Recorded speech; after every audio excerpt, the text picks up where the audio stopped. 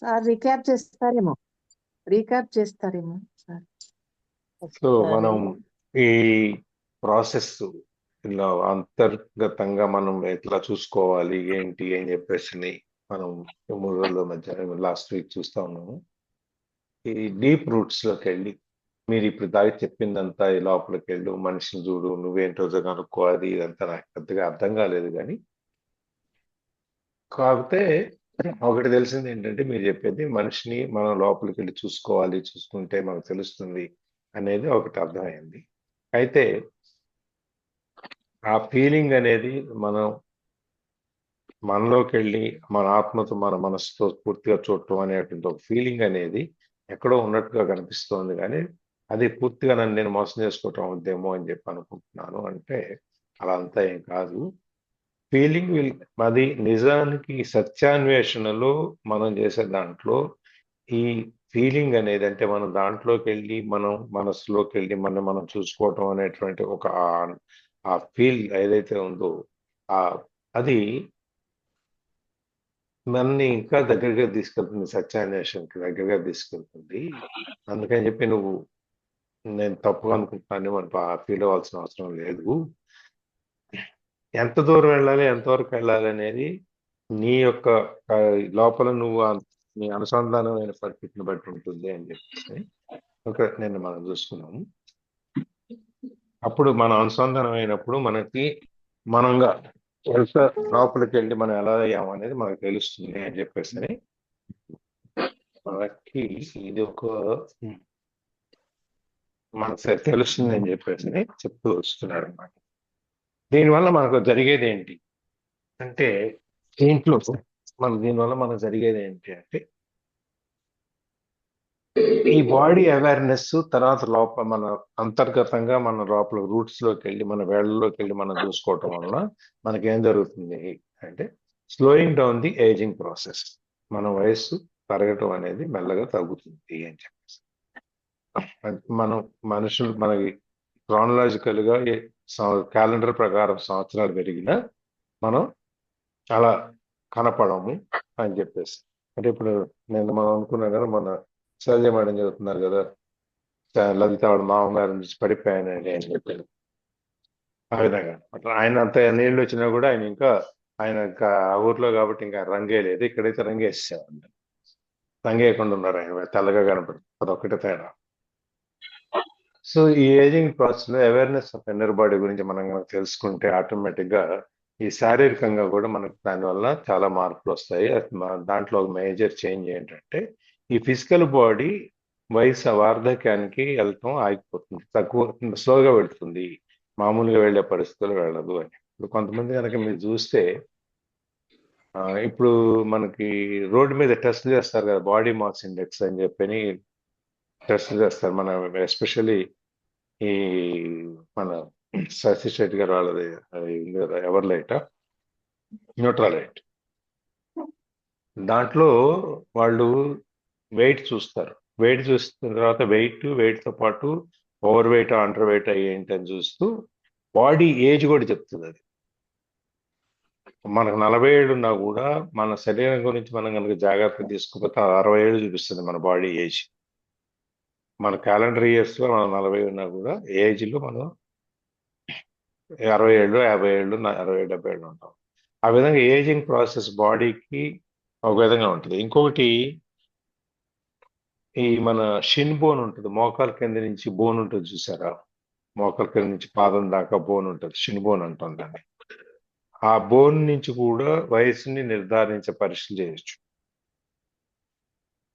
అది ఇట్లా ఇవన్నిటి వల్ల ఈ మనం మనం తెలుసుకోవటం వల్ల మన బాడీ బయట బాహ్య శరీరం ఎక్కువగా వయసు పెరుగుతున్నట్టు కనిపిస్తున్నా కానీ నిజానికి అంత పెరగదు. ఇన్నర్ బాడీ వల్ల ఈ వయసు పెరగటం అనే దాన్ని స్లో చేస్తుంది. ఇప్పుడు శరీరంలో ముడతలు కానీ, లేకపోతే ముఖం మీద కానీ, ఈ కంఠం దగ్గర కానీ ఈ మడతలన్నీ త్వరగా రావు అనమాట, మెల్లమెల్లగా వస్తాయి.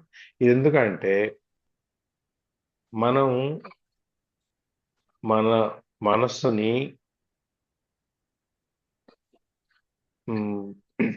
యంగ్ గా ఉంచుతాం అన్నమాట మనం. అంటే మన మనసు ద్వారా మనం ఎప్పుడైతే ఆత్మకి వయసు పెరగటం తగ్గటం ఏమి ఉండదు, శరీరానికే ఉంటాయి. ఎప్పుడైతే మనం ఆ ఆత్మతో మనం అనుసంధానం అవుతామో మన శరీరంలో ఏజ్ అయ్యే ప్రాసెస్ కూడా చాలా తగ్గుతూ వస్తుంది, మెల్లగా తగ్గుతూ ఉంటుంది, మెల్లగా వస్తూ ఉంటుంది. అందుకని మనం 60 ఏళ్లలో కూడా 40 ఏళ్లలోనూ చాలా మందిని చూస్తే వాళ్ళు 40 45 ఏళ్ళ కంటే ఉండవేమో అనిపిస్తుంది. నిజంగా చూస్తే వాళ్ళకి 60 ఏళ్ళు. ఇవన్నీ దానివల్ల వాళ్ళ ఆరోగ్యంగా మానసికమైన ఆరోగ్యంగా ఉండటం వల్ల ఇవన్నీ జరుగుతాయి అన్నమాట.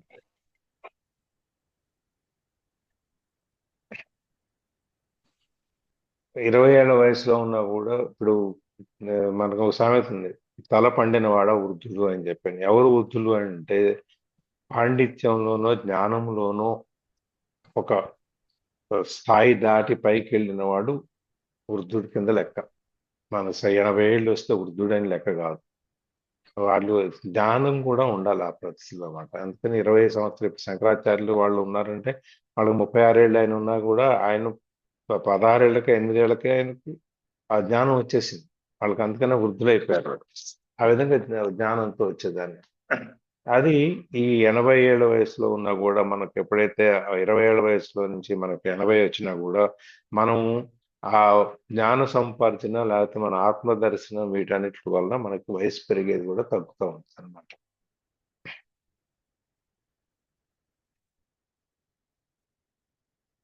ఎప్పుడైతే మనం ఈ సమయంతో మనకు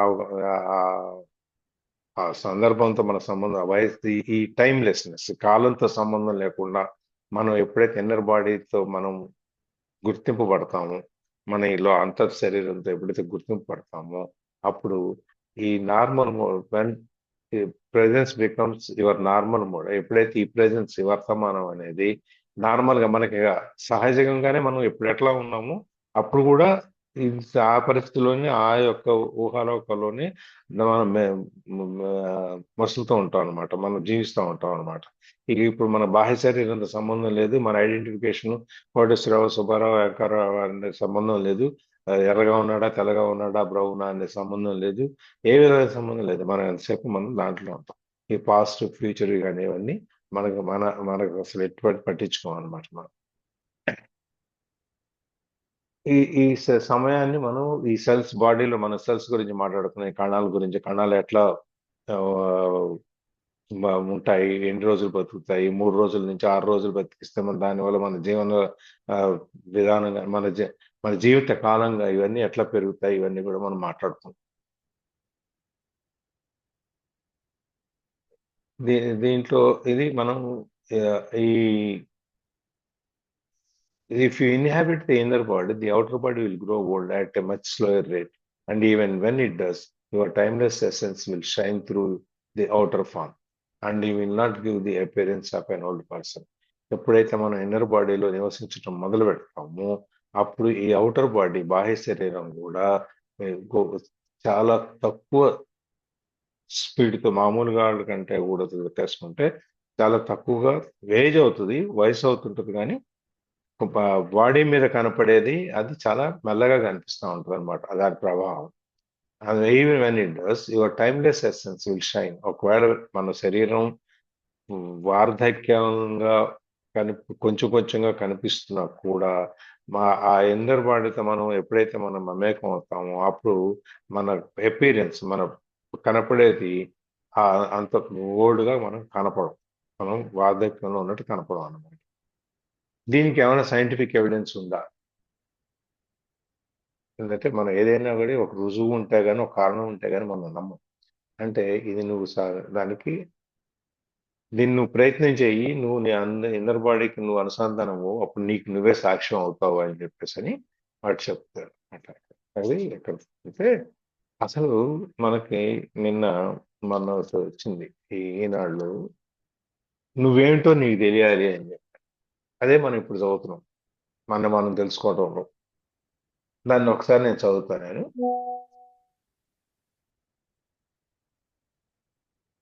మనిషి తన జీవితంలో ఎరుకను విస్మరిస్తున్నాడు, ఎక్కడెక్కడో దేనికోసమో నిరంతరం అన్వేషిస్తున్నాడు, కానీ తనను తాను తెలుసుకోలేకపోతున్నాడు.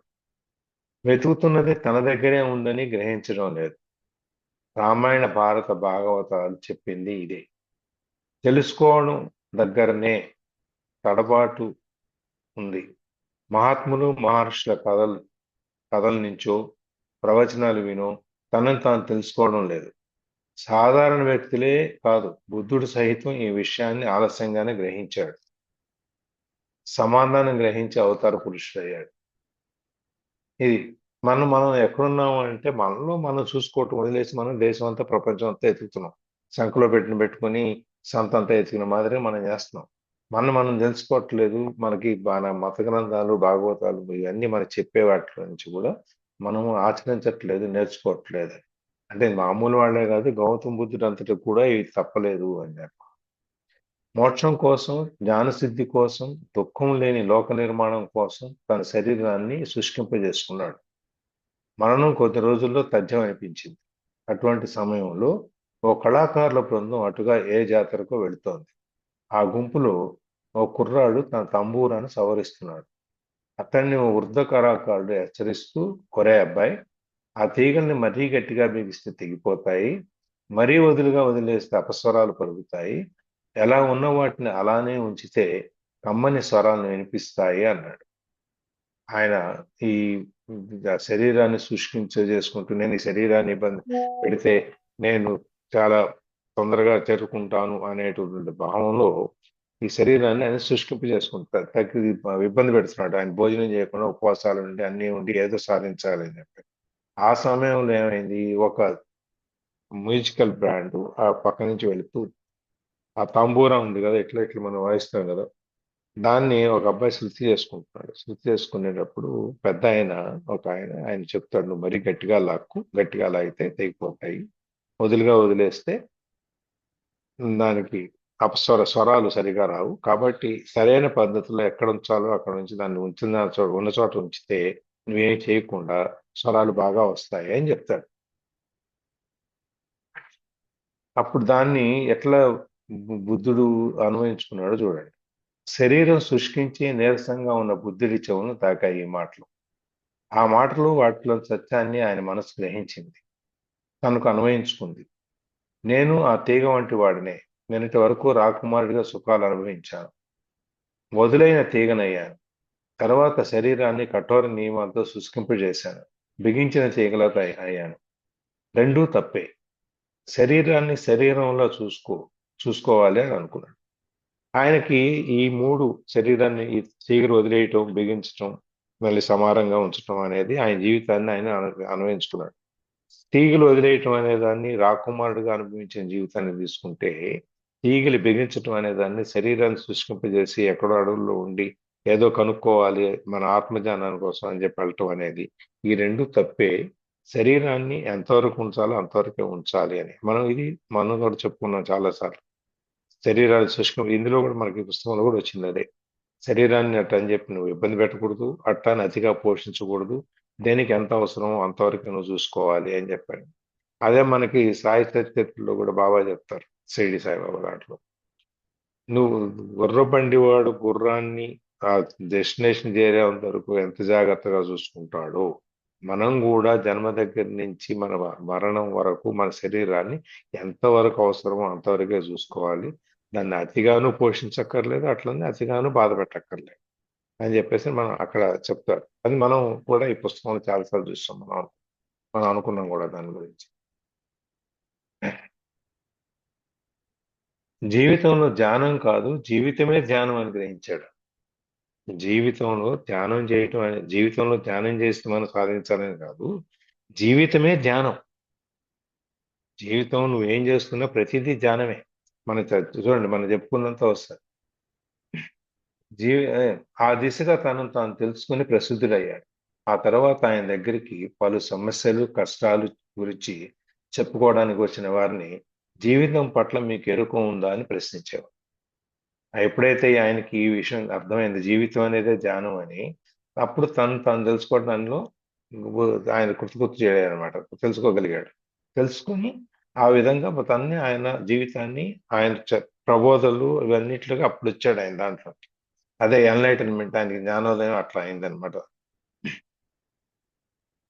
ఎవరు వచ్చినా కూడా ఆయన దగ్గరికి ఏదైనా సమస్యలు ఉన్నాయని, మరి స్వామి కదా అని చెప్పి ఎవరిని వచ్చినా కూడా ఆయన అందరిని అడిగేవాడు, అసలు నీ జీవితం గురించి నీకు తెలుసా?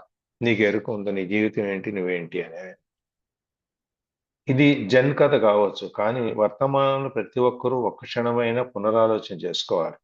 అందరూ తన గురించి తమకు బాగా తెలుసు అనుకుంటారు, కానీ నిజంగా ఎరుక అనేది వారికి తెలియదు.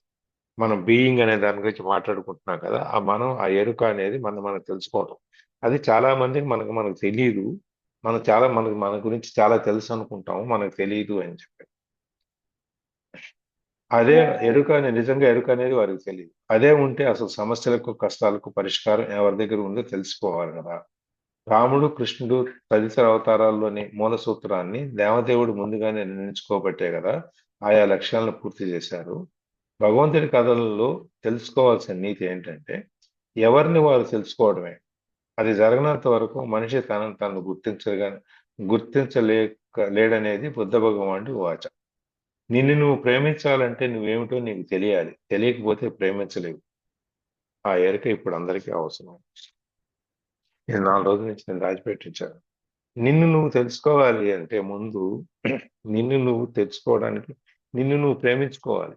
మనని మనం ప్రేమించుకోలేనప్పుడు, మనం అంటే మనకేంటో తెలియనప్పుడు, మనం ఈ పైన రాసే క్రీములు, లోషన్లు, స్ప్రేలు, సెంట్లు ఇవన్నీ ఏమీ ప్రయోజనం లేవు. అందుకని ఎరుక అనేది నువ్వు తెలుసుకోవటం అనేది ఇది చాలా ముఖ్యం అన్నమాట.